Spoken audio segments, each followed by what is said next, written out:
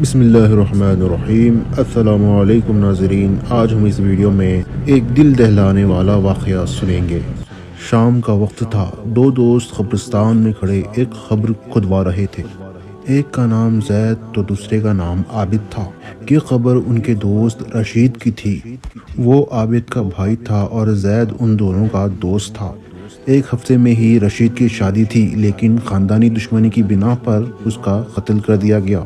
جس گھر میں خوشیوں کا ماحول تھا، اس گھر میں غم کی چادر پھیل چکی تھی۔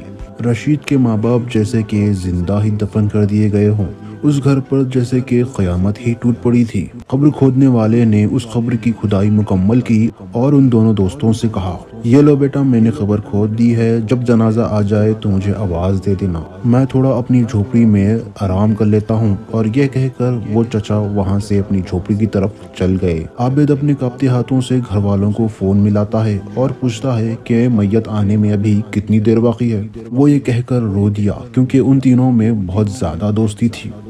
عابد غم سے نڈھال تھا۔ وہ دونوں قبر کے پاس ہی کھڑے ہوئے تھے۔ جیسے جیسے شام ڈھل رہی تھی، اندھیرا بڑھتے جا رہا تھا، لیکن ایک زید تھا جو اپنے ہی خیالوں میں ڈوبا ہوا تھا۔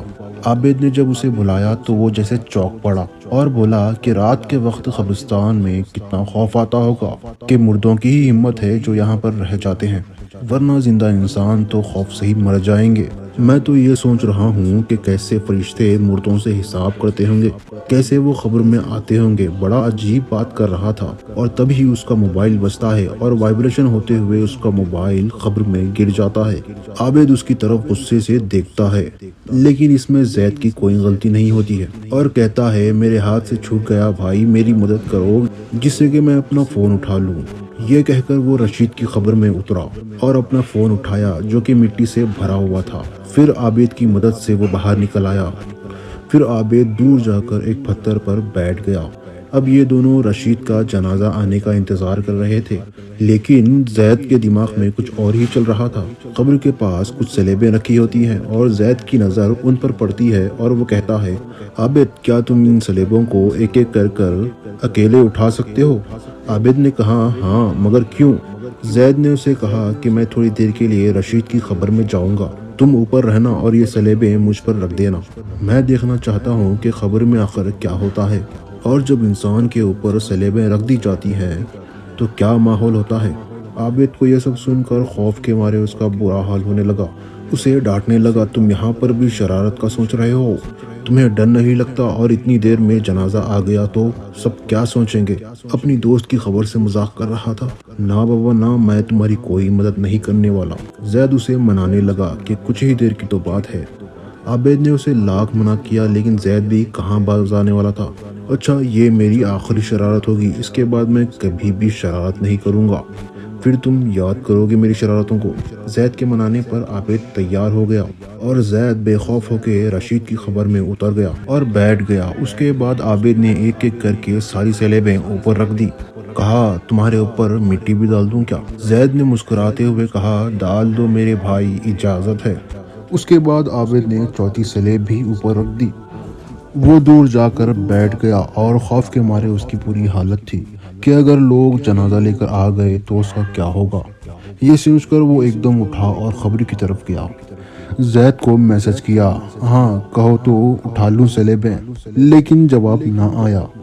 کچھ انتظار کرنے کے بعد اس نے پھر میسج کیا، لیکن پھر کوئی جواب نہیں آیا۔ آخر میں اس نے کال کیا تو آواز آتی ہے، جس نمبر پر آپ کال کر رہے ہیں وہ اپلبدھ نہیں ہے۔ اور عابد ڈر گیا اور سوچنے لگا کہ زید کو کچھ ہو تو نہیں گیا۔ یہ سوچ کر اس نے سلیبیں اٹھانا شروع کی، لیکن اس سے ہو نہیں پایا۔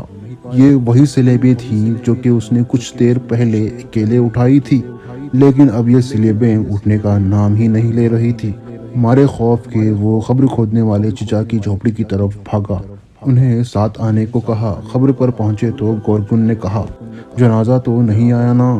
لیکن عابد نے پورا قصہ ان کو سنا دیا، اور یہ سن کر قبر کھودنے والے چچا کے ہوش اڑ گئے۔ ان دونوں نے مل کر سلیبیں اٹھانے کی کوشش کی، لیکن ان کی لاکھ کوششوں کے بعد بھی وہ نہیں نکل پائی۔ عابد نے پھر اس کے بھائی کو فون لگایا اور ساری بات اسے بھی بتا دی۔ جب اس کے بھائی نے یہ بات سنی تو وہ بھی قبرستان کی طرف آ پڑا۔ یہاں تک کہ عابد کا رو رو کر برا حال تھا اور وہ روتے روتے بے ہوش بھی ہو چکا تھا۔ قبر کھودنے والے کے دماغ میں بھی ہزاروں سوال تھے، لیکن اس وقت ان دونوں نے راشد کے لیے جلدی جلدی نئی خبر تیار کی۔ عابد کے بڑے بھائی نے زید کے گھر والوں کو یہ سب باتیں بتا دی اور اپنے گھر بھی فون کر کے بتا دیا۔ اس واقعے کے بعد تو جیسے ایک کوہرام مچ گیا۔ ابھی تک عابد بے ہوش تھا اور زید کے گھر والوں کے دماغ میں بہت سارے سوال تھے۔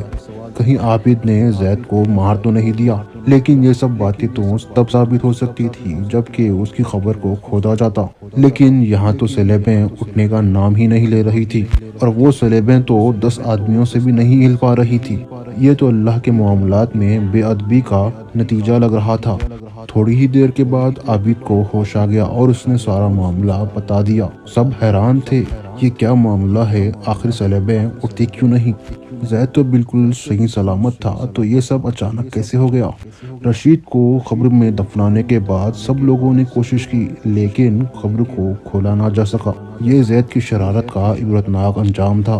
اس واقعے کو 1 مہینہ گزر چکا تھا، لیکن عابد کو زید کے آخری الفاظ ہمیشہ یاد آتے تھے کہ یہ میری آخری شرارت ہوگی، تم یاد کرو گے میری شرارتوں کو۔ اور تو اور زید نے کہا تھا، دال دو مٹھی تمہیں اجازت ہے۔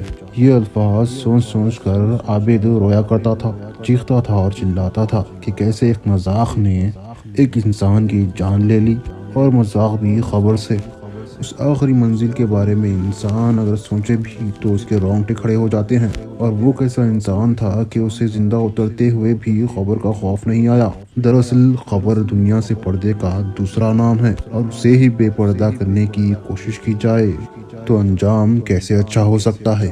اور آج ہم اسی دعا کے ساتھ اس ویڈیو کا اختتام کرتے ہیں کہ اللہ ہمیں اپنے قبر کے عذاب سے محفوظ رکھے اور ہمیں ایسی شرارتوں سے باز آنے کی ہدایت نصیب فرمائے۔ اگر ہماری یہ ویڈیو آپ کو پسند آتی ہے تو ہمارے چینل کو ضرور سبسکرائب کر لیجیے گا، اور اس ویڈیو کو اپنے دوستوں اور احباب کے ساتھ شیئر بھی ضرور کیجیے گا۔ ہم آپ کو ملتے ہیں ہماری نیکسٹ ویڈیو میں، تب تک اپنا اور اپنے گھر والوں کا خوب خیال رکھیے گا۔ اللہ حافظ۔